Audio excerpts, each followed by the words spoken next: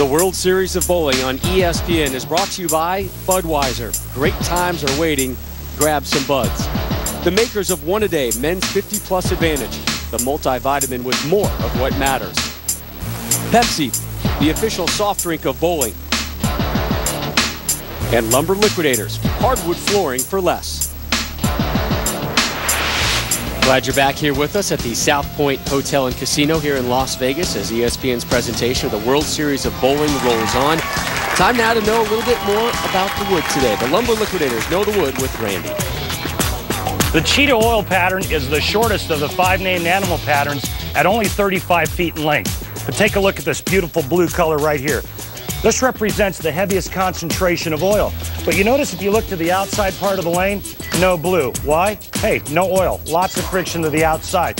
Now don't kid yourself. This is not a typical house shot. Typically your league or house shot is a 10-to-1 ratio. Bunch of oil in the middle to that drive. This is still a 2-to-1 ratio. But anytime you give our players friction to the outside part of the lane, they are going to destroy that oil pattern. And that's why the cheetah is the highest scoring oil pattern on tour. The lead at 11 pins for Michael Haugen Jr. as we finish out the 6th inning.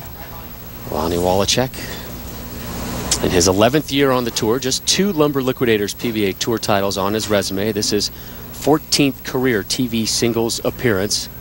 Coming off a strike in the 5th, trying to get his 2nd pair of the day right here.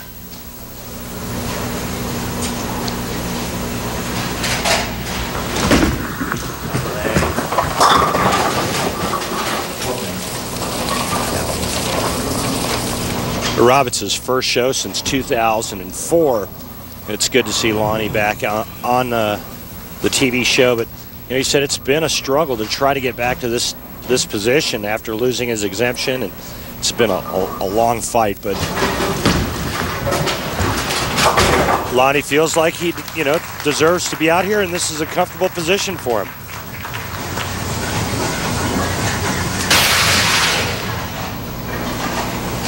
Let's take a look at where Lonnie Wallachek is playing now. He's going to be playing the extreme outside part of the lane.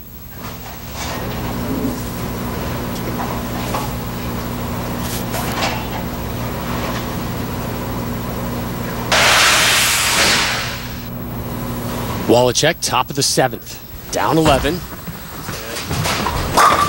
the 2-time All-American from Wichita State University drops all 10 there. If it weren't for back-to-back solid 7 pins, Lonnie would be in the lead right now. Remember, we talked about at the start of this match, it's not hard to get to the pocket, but you have to figure out how to get the ball to take all 10 out. See what Michael has done through qualifying here. 240.42 average.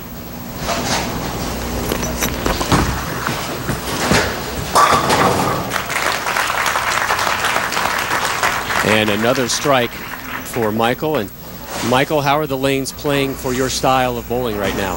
Right now they're pretty good. You got a little bit of room right, a little bit of room left. This left lane's a little bit of a bugger right now. Both qualifying on earlier this week, and left lane was a little weird. It's like called a little wet dry. If you get it right early, it checks. If you get it in, it hangs. And as you can see, I can't get the 10 out on that lane, so I've got about 25 seconds to figure this out. Michael moving to that left lane right now. He only has 1 strike on it so far. And what's interesting is he was the higher seed, so he gets choice of starting lane and where he finishes. He chose to finish on the left lane. He's got this shot coming up here in the 8th, and then he has to finish the 10th on that lane. 5 strikes through 7 frames for Haugen.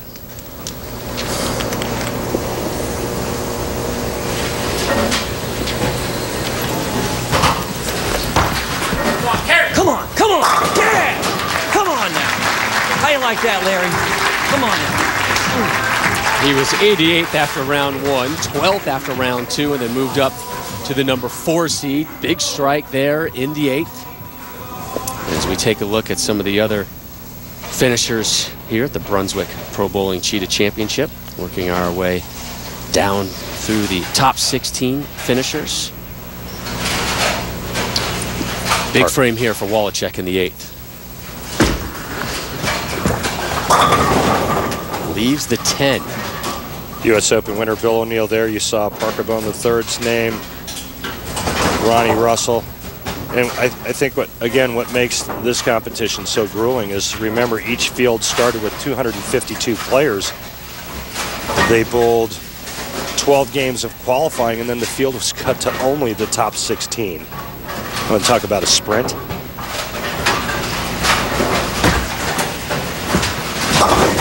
So both bowlers remaining clean through 8 frames, but Haugen with the 21-pin advantage as we get set to kick off the 9th. Lonnie Wallachek can strike out now for 228.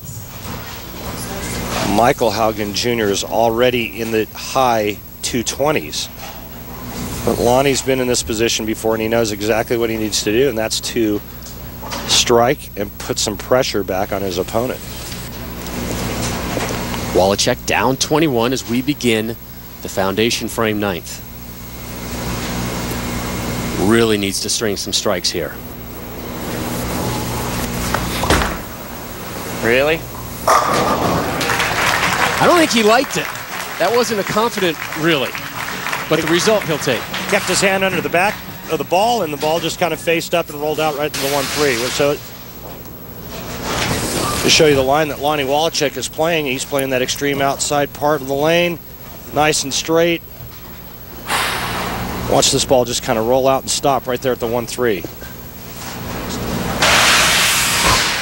Here's Haugen, first year back from a partial thickness tear of the ACL in his left knee, wearing a new and improved brace on that knee.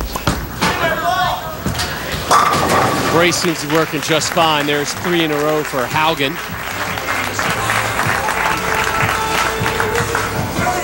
Let's take a look at the way Michael Haugen Jr. is playing it now, very similar to where Lonnie Wallachek is. And you can see that extreme straight shot, extreme outside part of the lane. Michael Haugen Jr. loves to go straight and hard, and that's why I'm a little bit surprised that he's never had a lot of success on the Cheetah Oil pattern. Only 2 Lumber Liquidator PBA Tour titles for Haugen, one of them a major, 2008 TOC here in Vegas. And that's all she wrote.